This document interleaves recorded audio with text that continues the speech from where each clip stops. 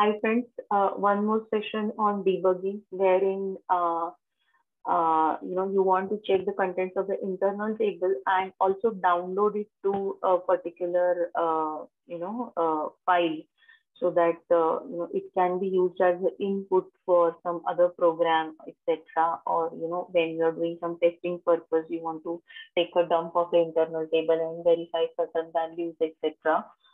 In a local file, or you have to send it to the contents to the interface team, etc. What we will do in that case.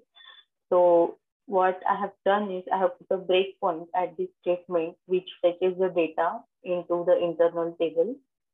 Obviously, this is the button to put a breakpoint. So put your cursor on the statement which you want to debug or the where you have the internal table, and just click on the set or delete session breakpoint button. A breakpoint will be set over here. Now we will click on F8 to execute the program. I will change this date to 2020 because I want some records, and I'll execute it. There you go. The debugger session has opened up.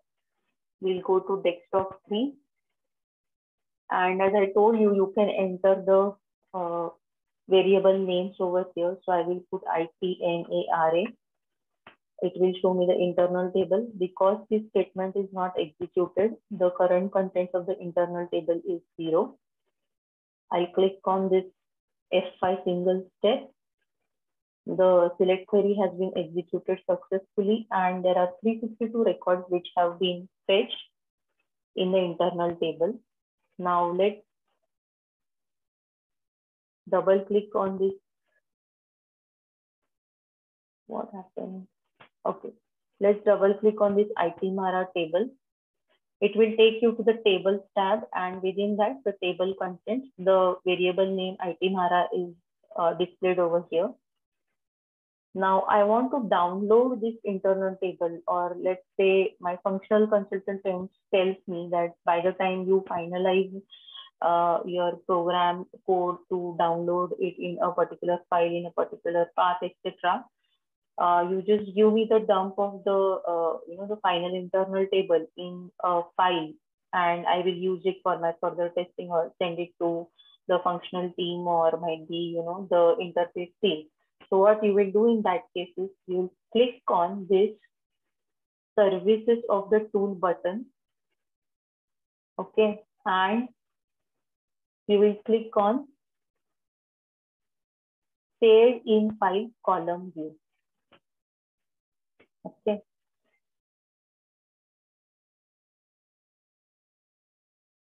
Format text format with separator can be used for upload table. So this is for upload table, not for download. And then spreadsheet.